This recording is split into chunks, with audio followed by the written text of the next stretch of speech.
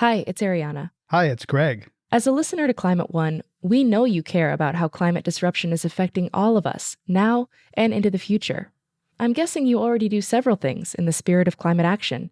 Here's another one: giving a donation to us to continue bringing you shows about the causes and solutions to the climate crisis. You can do that at climateone.org/donate. We offer all our podcasts and radio shows for free, but it takes time, effort, and resources to produce new episodes every week. When you give, you'll help us pay for the talented staff, equipment, and materials we need to make the show. And you'll join a group of other dedicated funders and community supporters who keep Climate One on the air. If you're inspired by the guests and conversations we curate, please consider making a gift today at climateone.org/donate. Thank you for your support, and thanks for listening.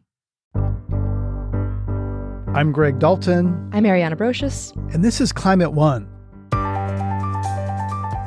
Climate change means extreme weather, economic instability, social havoc, and all that disruption is being driven by our continued use of fossil fuels. The industry is so deeply entrenched in all aspects of our lives that getting off fossil fuels can feel slow, complicated, even impossible. But there are multiple ways to drive change. As an individual, you can get fossil fuels out of your home and your driveway. You can dump oil and gas stocks from your portfolio. You can push elected representatives to focus on climate, and you can vote with your wallet and your fork. Right. Eat less meat and buy less stuff. That has a big impact on climate. Today, we're going to feature two people taking different approaches to fighting fossil fuels. One is young climate activist Nalleli Cobo. We had her on the show last year. She was part of a grassroots effort to get oil wells in her Los Angeles community shut down, and she succeeded. It's really powerful to know that a community that was viewed as invisible, as disposable, created historical change. And she hasn't stopped. Now she's working to defend a statewide California oil and gas setback law from being repealed by the industry. We'll hear a bit from her later in the show. She has this calm, fierce power and presence. She and her neighbors are fighting to open windows in their own homes. It is a life or death situation for them. Today, we're also featuring someone from the opposite end of the power spectrum, so to speak, from the highest legal authority in California, Attorney General Rob Bonta. We've talked a lot on the show about how much fossil fuel companies knew about the climate-harming effects of their products, how early they knew, decades and decades ago, and how they've spent the last half-century systematically deceiving the public to protect their interests. Now we're starting to see a series of lawsuits seeking to hold those companies to account for their deception. Just last week, Michigan Attorney General Dana Nessel announced she too plans to sue Big Oil. Michigan would be the 9th state to do that, though of course California is the biggest. Right. California is the 5th largest economy in the world, and it's a major oil producer. So this suit is a big deal. Last fall, the state's Attorney General Rob Bonta filed a lawsuit against 5 of the world's largest oil and gas companies, along with the lobbying organization, the American Petroleum Institute. During the recent San Francisco Climate Week, I invited him to join me in front of a live audience at the Commonwealth Club to talk about his approach. You filed a civil lawsuit that alleges ExxonMobil, Shell, Chevron, ConocoPhillips, BP, and importantly, the American Petroleum Institute have known since the 1960s. I actually think there's evidence they knew in the 50s, right, that burning fossil fuels could warm the planet. Then instead of alerting the public, they chose to downplay or outright deny the effects. Can you give us an overview of the suit and what it alleges? Absolutely. The short of it is that these fossil fuel companies and the API, the American Petroleum Institute, they knew about global warming and predicted with terrifying accuracy where we would be today with extreme weather and global warming and climate change, and they lied about it. It was bad for business. They knew internally, they acknowledged internally with memos and conversations the truth of climate change, but externally to the public, to the world, they lied. And they denied climate change. And they didn't just fail to talk about it. They had a very sophisticated, strategic public relations approach to how they denied it. They hired a firm and they created front groups and they placed and planted op-eds all saying the opposite of what they internally acknowledged. And so this is a climate change deception case. We have filed it in San Francisco Superior Court. We are the biggest geographic entity and biggest economy to sue these fossil fuel companies for this conduct. We think it's a game changer. We think it's a massive transformational moment in terms of accountability. And we believe in a simple premise. One, you shouldn't lie to the people of this state, of this country, of this world. And two, you should be held accountable and pay for the damage that you created because of that deception and because of those lies. So a cornerstone of our case is our public nuisance claim, which has a remedy of an abatement fund, a fund to pay for mitigation and abatement to address climate change repercussions that have harmed so many of us. Of course, now we know we're seeing droughts and floods and wildfires and superstorms, and homes are being washed away or burned, and farms are being impacted, our infrastructure, our roads. Can I just jump in there, though? Public nuisance sounds like, noisy neighbors next door and dog poo on the sidewalk. It doesn't sound like a serious thing. So what is it about nuisance as a legal term? Because nuisance sounds like, you're a pain, but, it's not a big deal. It's very serious, and it's been applied in major actions like this in the past. So it is essentially a harm to a community or a neighborhood that's been created by a single entity. That is exactly what's happening here with fossil fuel companies creating harm to all of Californians and beyond. And it's not an unprecedented novel approach. It's been used with tobacco. It's been used with opioids. It's been used with lead paint. Other entities, big corporate entities that have harmed people with a product that they knew was harming them and continue to perpetuate it and push it out into the marketplace anyway. So it's a tried and true approach, and the abatement fund could be seeded with billions of dollars from the fossil fuel industry. Okay, and we'll get into that later. So nuisance is more serious in a legal term than it means to kind of the average person. There's also fraudulent, you're claiming business practices, damage to natural resources, and product liability. So this seems like you're actually throwing a lot of different things to see what sticks. That's it. There's four buckets of legal claims. There's the public nuisance claim. There's a series of claims around fraud and deception and false advertising.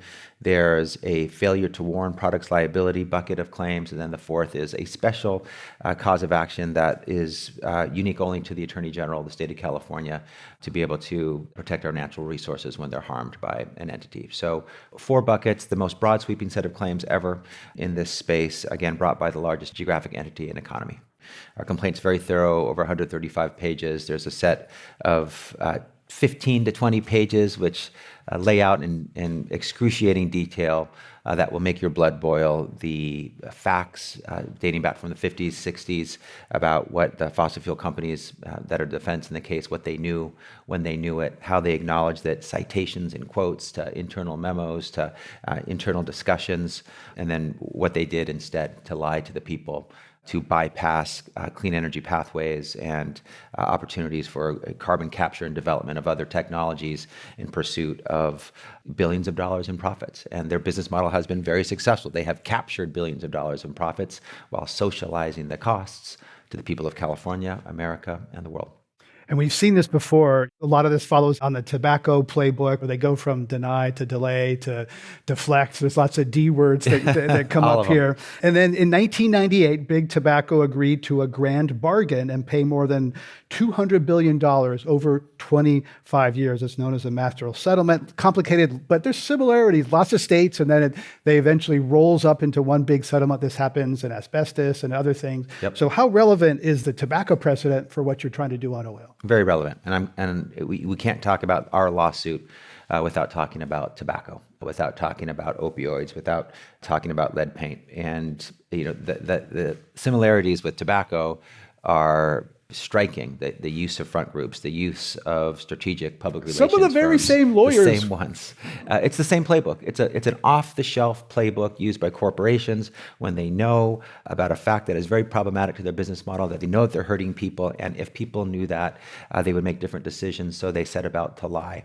Merchants of doubt, undermining the science, and providing studies that they commission and op-eds that they place in key newspapers to suggest an alternative reality. Influencing elite universities with research funding. Yeah.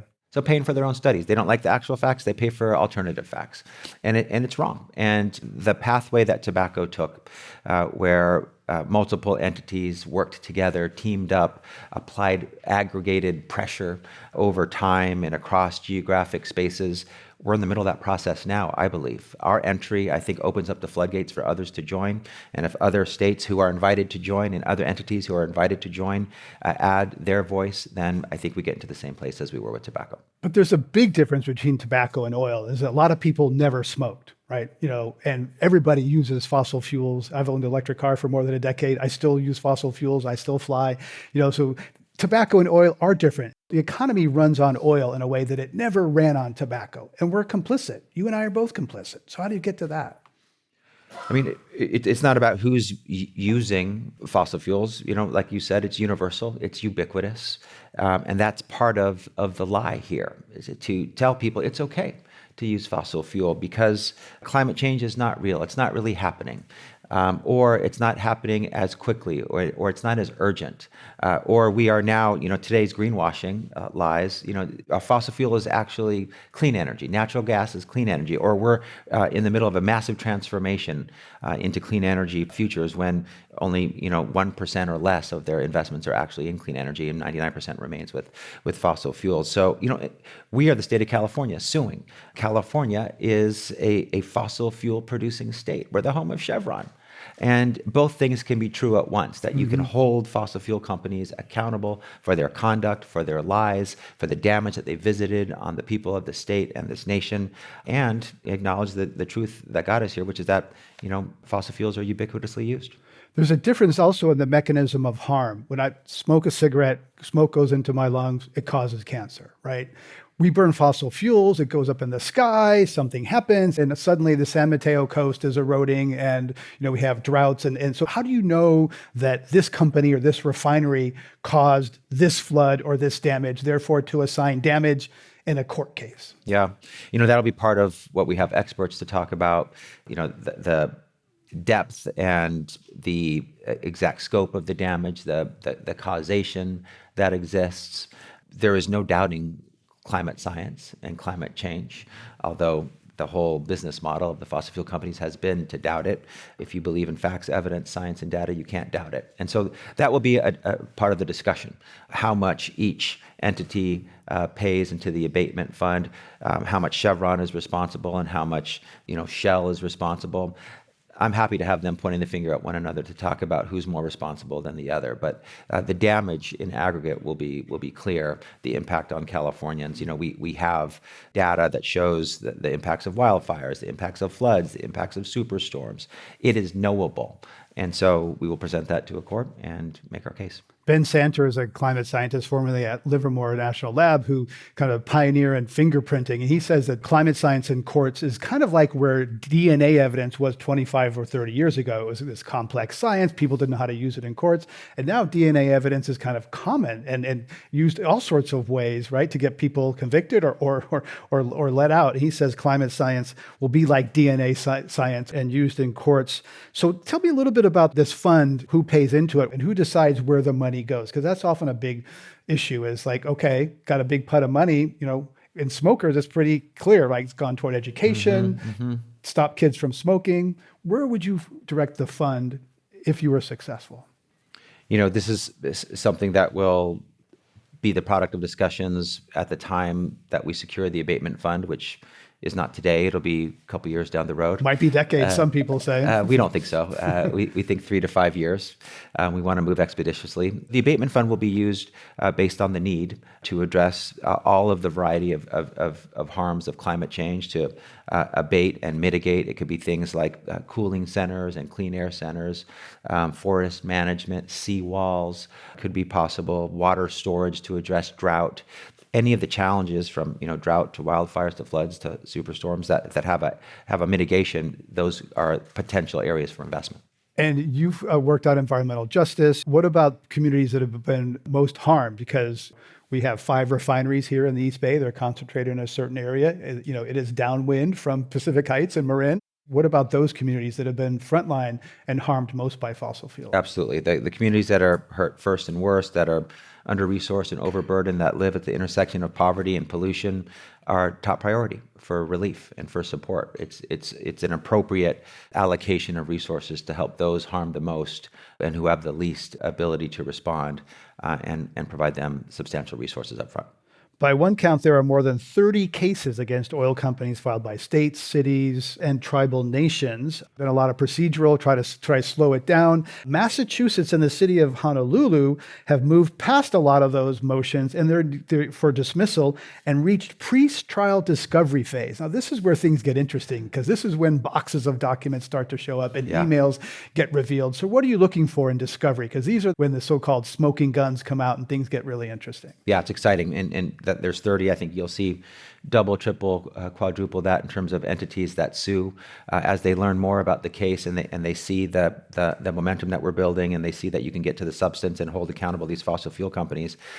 I'll say first that when we sue, we feel we will win in court at the time of suit. That we've done our due diligence, we've done our investigation, we've developed the factual case and bases for our claims, and we feel, we could go to trial very soon, that we don't need discovery to prevail. Discovery is another way to build on our causes of action, maybe identify other causes of action and amend the complaint, to add belt and suspenders to the facts that we already have.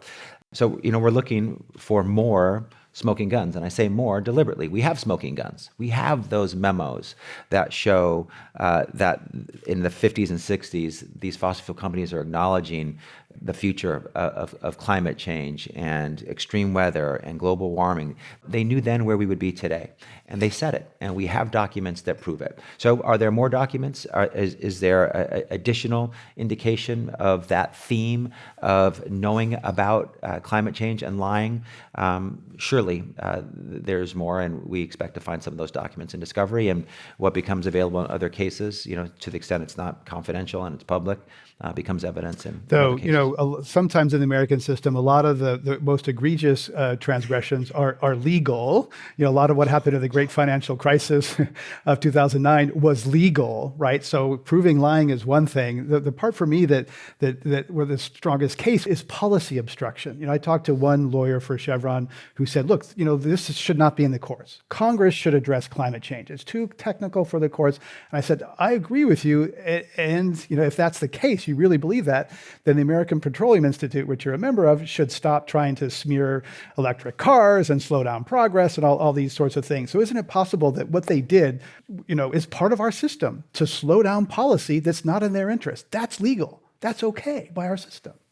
Oh, no. I mean, the fossil fuel companies are allowed to make their comments known to policymakers, to lobby them, to petition their government for the positions that they want. That is completely separate from this lawsuit. The fossil fuel companies want, and shared with you exactly what they've been sharing since day one. They want you and others to wrongly believe that this lawsuit has something to do with policy.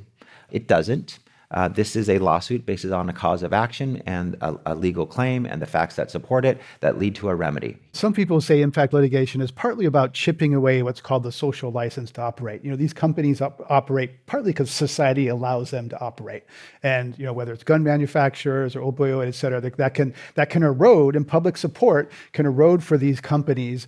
And that's one tactic. How much do you think about the social license to operate that could be eroded where consumers, investors start to say ooh, we don't want to be part of these companies. It's not so much about the legal case winning in court. It's about a broader social or even moral question.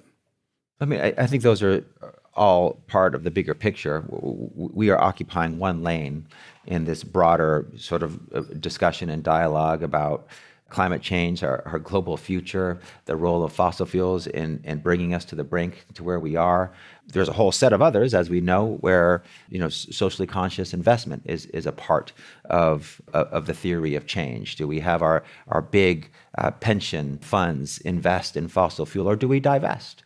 Or what do boards want from their companies? How are they going to hold these fossil fuel companies accountable? What do shareholders do? Those are all separate from us, but they're part of the broader discussion. And then there's also policy and law being created in Congress and state legislatures throughout the state. So all different ways to address a problem that we are collectively facing, but we are in a very unique and distinct lane of litigation.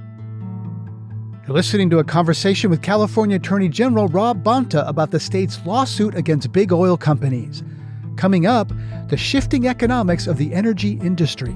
The system is changing as we speak, under our feet. It is becoming more expensive to be dirty than clean. That's up next when Climate One continues.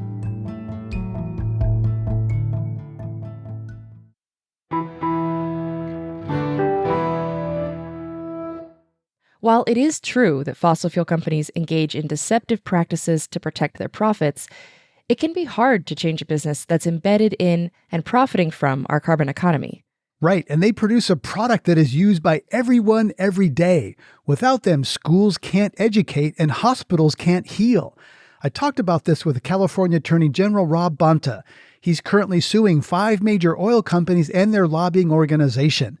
I asked him how he would handle the transition if he were CEO of a major oil company. If I was a CEO, I would say we're an energy company, and energy can be created in ways that preserve our planet and ways that destroy our planet.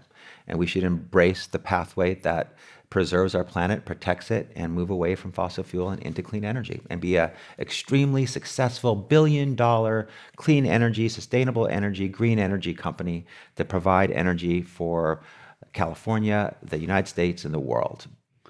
BP tried that, became Beyond Petroleum, right? And Lord Brown, who I've actually sat with here on this stage, and you could say that they were flawed in their implementation. And part of the problem was that Wall Street, dirty still makes more money than clean, because dirty doesn't pay the full price of the pollution that they socialize and put into the atmosphere we're using as an unpriced sewer.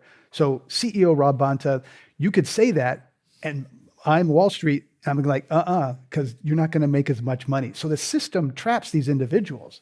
So don't we need to change the system? Because it's really the financial model that, any company that wants to kind of do more renewables, as big and powerful these companies are, they're still in an even larger system. The system is changing as we speak, under our feet. It is becoming more expensive to be dirty than clean.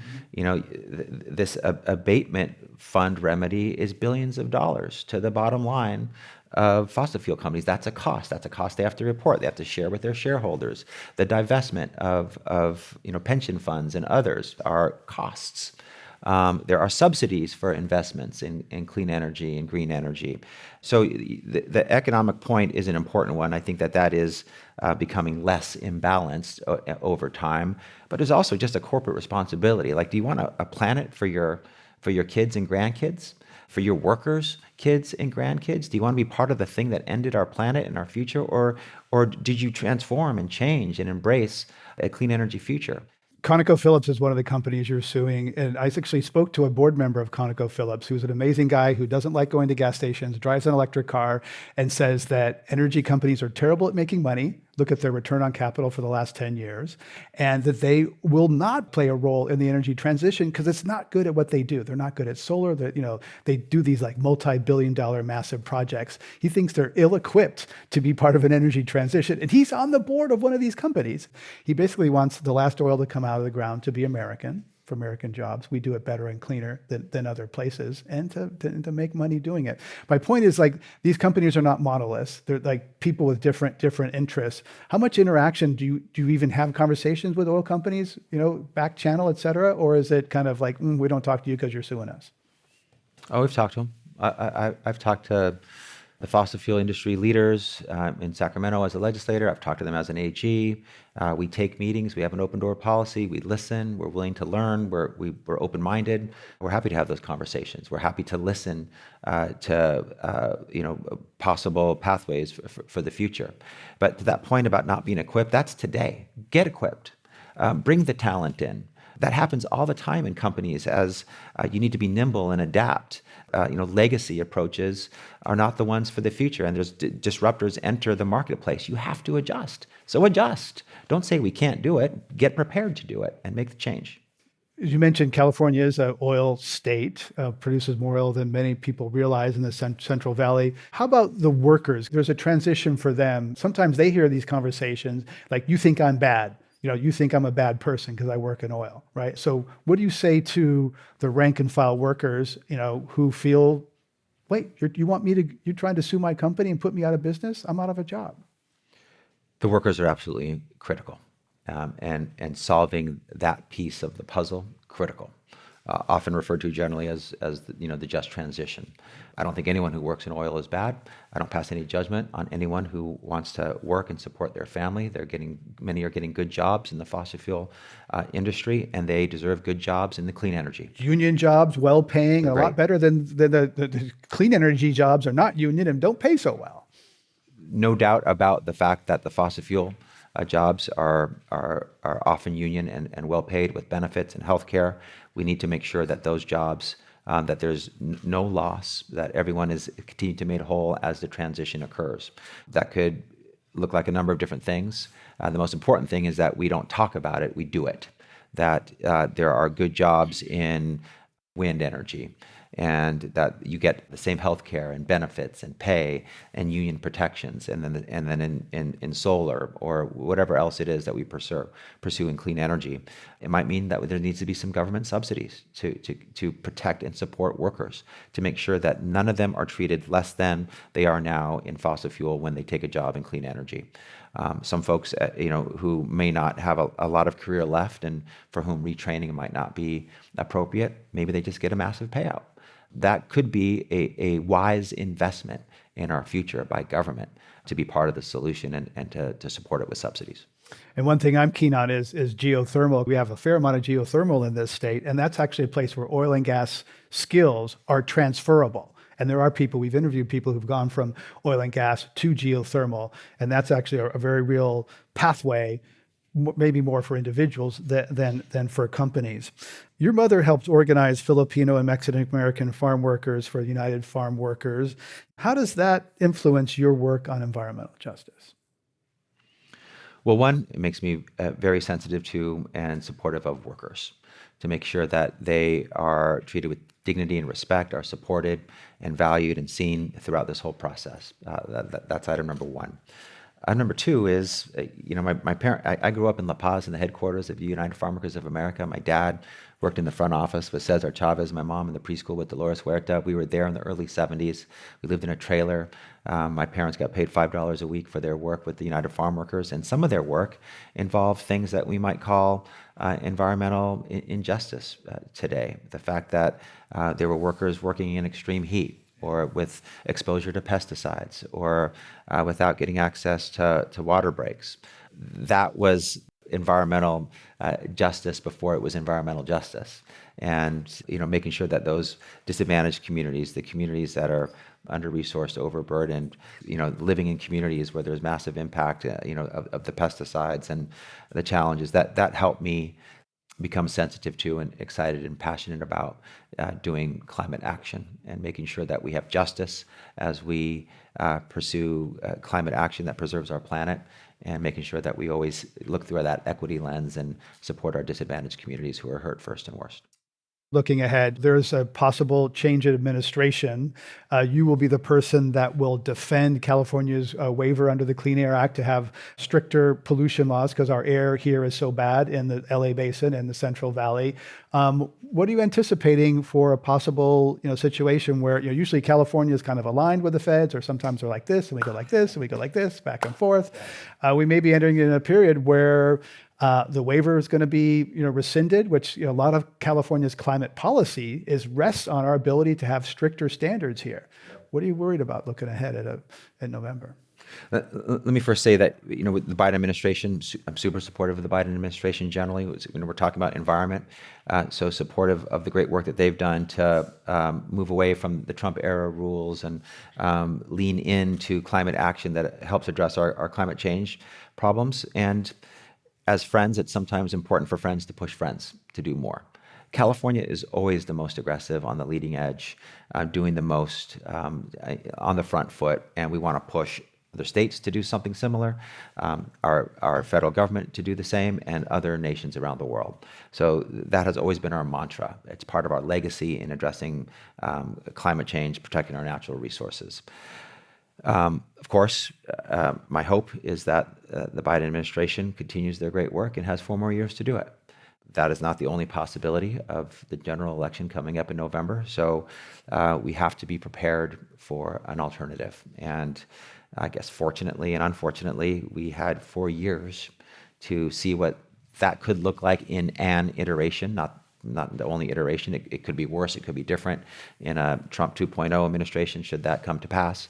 But, California and my office sued under my predecessor, the Trump administration, over 100 times for a lot of issues that were high profile, like the Affordable Care Act, like DACA and immigration policy. But the majority of those 100+ lawsuits were environmental and holding the Trump administration to account when they moved beyond their regulatory or executive authority, violated federal law, or infringed upon other legal jurisdictions, including our own. So we are prepared to do the same. We need to continue to lead this nation and this world. And if the Trump administration comes to pass and becomes an impediment and a challenge, we will stand up tall and strong and continue our pathway forward, including getting our waivers so that we can be even more aggressive than the rest of the nation when it comes to vehicle emission standards and other things. That was California Attorney General Rob Bonta. We talked in front of a live audience at the Commonwealth Club as part of San Francisco Climate Week. While some have the power to take their cause to the courts, others harness the power of people by going to the streets and the voting booth. Nalleli Cobo of Los Angeles was just 9 years old when she became a climate activist, and the fight was sort of thrust upon her. She grew up near an oil well and started having horrible health impacts. She told me about it when we had her on the show last year. It all started with a nosebleed, and the first nosebleed, we didn't think much. I probably didn't drink enough water that day. It was probably too hot outside. But the nosebleed came back 3 times that week. And every time they came back, it was more and more intense. It got to the point where the nosebleeds got so intense I couldn't sleep in my own bed anymore. I would have to sleep in a chair to prevent choking on my own blood. I developed asthma, and that's something I'm always going to have to live with now. I had heart palpitations, and I had to use a heart monitor for several weeks. I got body spasms that were so intense I couldn't walk. My mom would have to carry me from one place to the other. Unfortunately, the list goes on and on. And it wasn't just her. Other kids and adults in her community were also getting sick.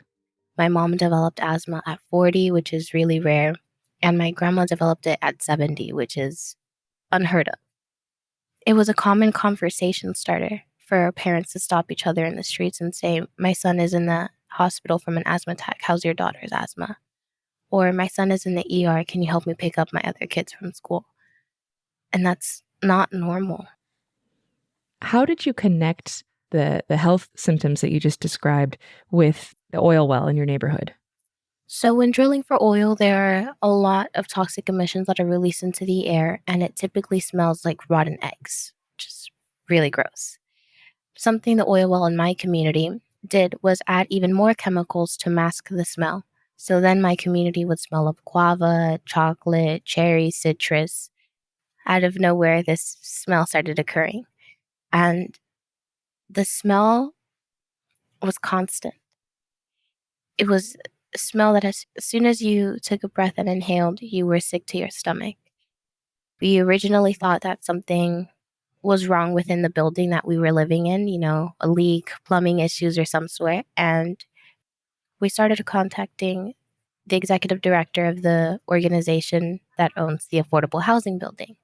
And we started calling them, and they said, "No, I assure you the building is okay. It's most likely the oil well across the street." And we said, "The what?"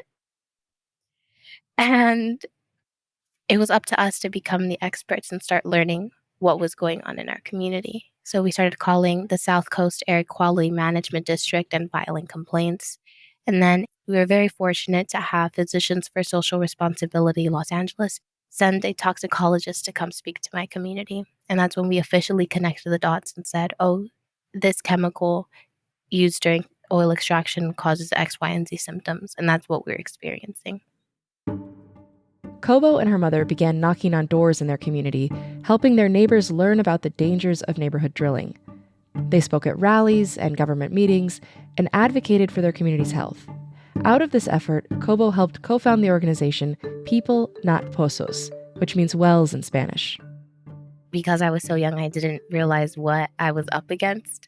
I just thought I was fighting grown-ups. And for me, it was, I can challenge a few grown-ups, but I did not understand that I was fighting big oil, a multi-billion-dollar corporation. And I think it helped a lot not to know that at the age of 9. But her activism took her away from the activities of being a normal kid, especially when she was a teenager. It was difficult to be in high school and have all my friends go to this really cool event, this really cool party, this really cool dance, and I couldn't go. And while I was fully aware of the decisions I was making, and I would weigh the options as if, okay, what will serve my community better, going to this conference or going to this dance? And I would always choose the conference. But it is difficult when I remember this really cute guy asked me to his prom, and I said yes. And a week later, I got an opportunity to go to a conference, and I said, I'm so sorry, I will help you find another date. And it's those decisions that I know that will serve me in the long run, but it's hard in the moment as well. After nearly a decade of raising the alarm, Cobo and her mom had a big break in 2020, when pressure finally drove the oil company Aramco to shut down the drilling site near her childhood home. Then, in 2022, the LA City Council voted to ban new extraction and phase out all drilling in the city over a 20-year period. It's really powerful to know that a community that was viewed as invisible, as disposable, created historical change. We said enough is enough. We are not invisible. We are humans, and we deserve to live a sustainable life. We deserve to live without being in fear of what we're breathing in. But even with some successes, Cobo's health issues have become more serious. At age 19, she was diagnosed with stage 2 reproductive cancer. Yet, even during treatment, she's continued her work as an activist and organizer, fighting to get oil and gas drilling away from the homes and schools of her fellow Californians. And in 2022, she won the Goldman Environmental Prize. Coming up, we check in with Nalleli Cobo to hear about the next front in her fight against big oil. I have a dream where urban oil extraction and environmental racism aren't learned about through lived experience the way so many of us have had to learn and experience it, but it's learned about in history books. That's up next when Climate One continues.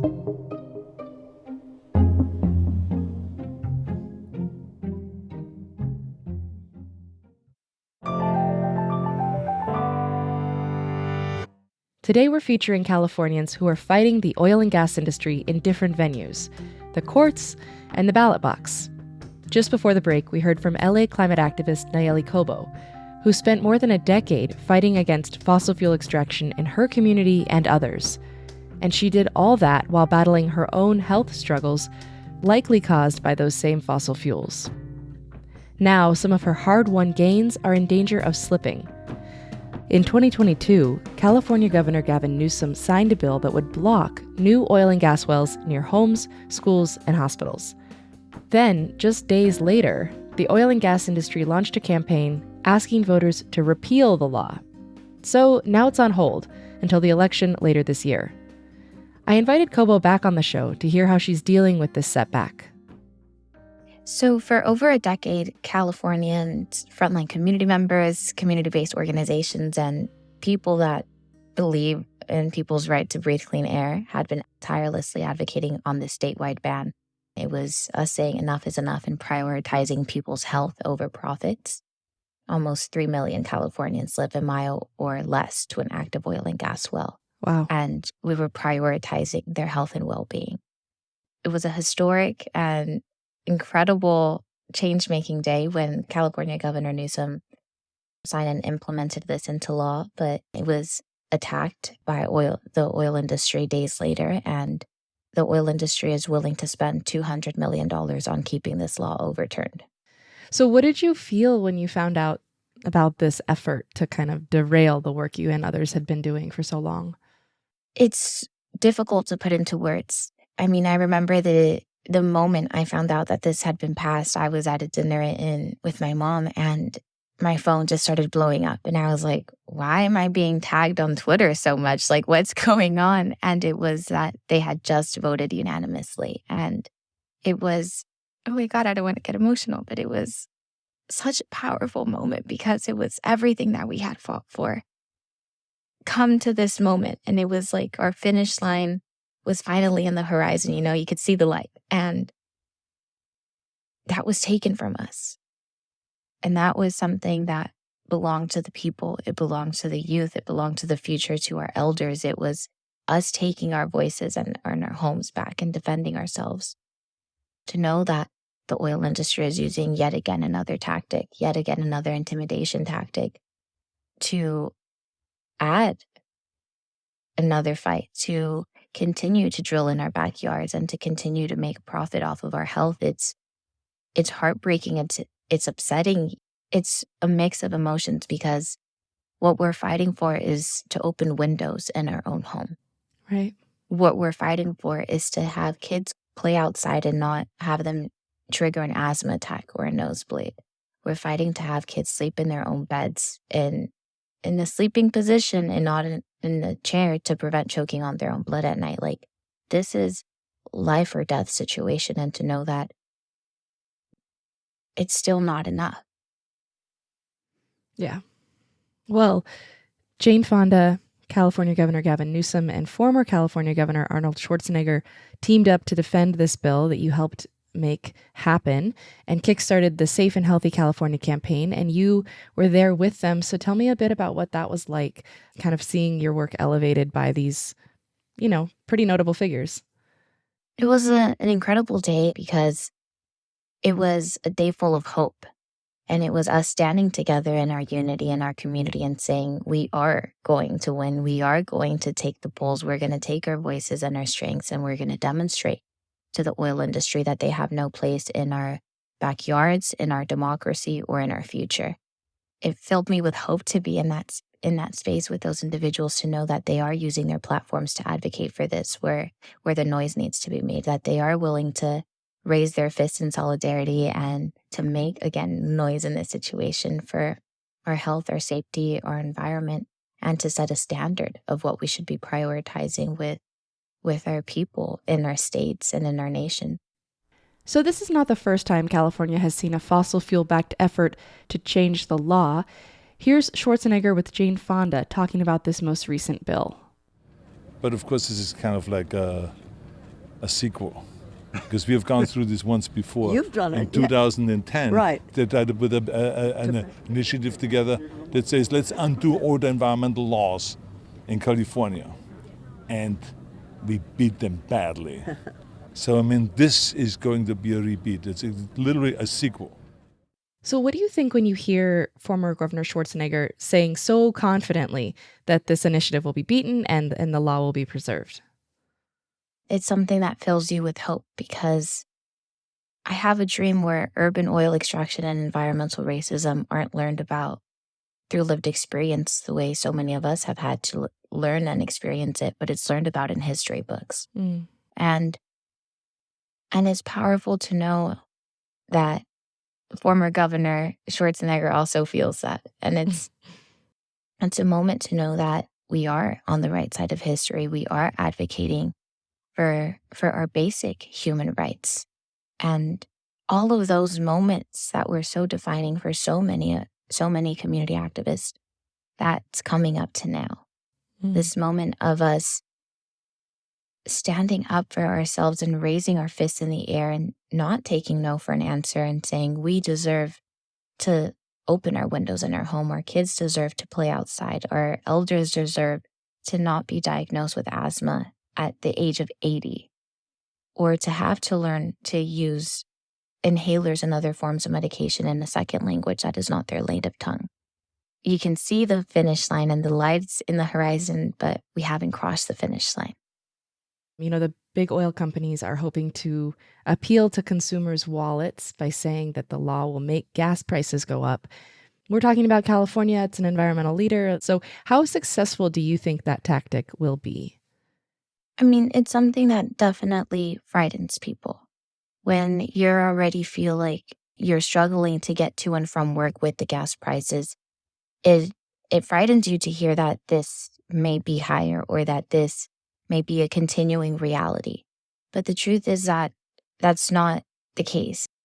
We wouldn't be paying the difference at the pump. It's another tactic that they're using to lie to us, to intimidate us, to continue to profit off of our health. And it's just us having to continue to raise awareness on these tactics. It's us raising education amongst each other on the fact that we will not be paying the difference at the pump, or we will not be having less oil for us, because all the oil that we're drilling, we're exporting anyways. California Attorney General Rob Bonta has announced a lawsuit against 5 big oil companies for decades of allegedly misleading the public about the effects of burning fossil fuels on the climate. We have also seen the case where young people in Montana won their court case that regulators have to consider the effects of greenhouse gas emissions when they issue permits for fossil fuel development. What do you think about using the courts as a tool for climate justice? I think it's an incredible tool that is being used because it's our democracy, it's our planet, it's our lives, it's our future. And to know that we are using every avenue possible to demand our justice, to demand environmental justice and climate justice, I think it's extremely admirable. I remember when I would be the only youth in the room, and to look around and see how many more youth are in the room is something that I get so excited because it's something that's so beautiful and so powerful, and it fills me with hope that our youth are stepping up and stepping into the world despite being told this isn't for you, or you should leave this to the grown-ups, or you should be in school. I mean, I heard that countless of times, and my response always was, you're right, I should be in school, but you're not doing your job at defending me or my planet that I have to be here. And I think I'm continuously inspired by the amount of youth that are stepping up to local and federal government to demand their justice, their future, and their rights to a thriving environment and to a clean and healthy environment. And again, it's our youth are the change. We are the future doctors, future lawyers, future presidents, future everything. And to know that we are taking our voices now, and we are taking our stories now, despite our age, despite our education, is powerful. Yeah. Yeah, and your story is a really powerful personal story. And I think we've seen more people using climate storytelling as, kind of a tactic and trying to raise awareness. How do you think that effective storytellers can kind of compete with the huge amounts of money fossil fuel companies can throw at messaging and PR campaigns and so forth? I think storytelling is a very compelling form of activism that goes unnoticed. And I think it's one form of activism that helps us understand each other on another level. It's less about statistics or data or huge scary numbers. It's about a person whose life was severely impacted by this. And that's a lot easier for someone to listen and to hear and to relate to. Like when I share my story, it's easier for someone because they probably know someone who was 9 years old, either their child or their niece or their grandchild. They can connect. And it connects. And it's a way to empathize with another and to connect on a deeper level and to say, well, I've had headaches. I can't imagine having a constant migraine. Or I have asthma. I can't imagine having to be in school and having to be taken out via ambulance and everyone like that. Situations with storytelling, it's a very powerful tool that connects us, is the perfect word. And it's also a way of a storyline to show what we can do as individuals, as a community, as society. It's something that truly paints a beautiful story. And that's something that always makes me very happy as well. 2024 is a big year for climate, as about half of the world has or will be voting on leaders this year, and climate is a big part of a lot of those decisions. Here in the US, climate is one issue where Republicans and Democrats are pretty far apart, so the choices people make in November will be very important as to the window to address climate change and how that's closing. What would you tell voters as the election season draws closer? I would definitely say to continue to educate ourselves. We can't create change unless we know what is wrong, and that starts with education and researching our top elected officials from national, federal level, all the way down to our local districts, because that's also so important. And educating ourselves on voting into office climate champions, people that haven't taken money by the fossil fuel industry, people that continuously prioritize the climate in their advocacy and their policymaking, whether they're pushing or delaying climate action, climate plans, climate procedures. This is such, like you mentioned, an all-hands-on-deck election. Every vote matters, every person matters, every individual in and out of office is critical to our climate this election. And the most climate champions we can vote in, the better, because we have one planet and we can't continue to destroy her and expect to continue to live on her. It affects everyone. There's a lot of issues we should all put our differences aside for, but this is definitely one of them. Yeah. Nalleli Cobo is a climate activist, 2022 Goldman Environmental Prize winner, and co-founder of People Not Pozos. Nalleli, thank you so much for coming back on Climate One. Thank you so much for having me. It's always a joy and an honor.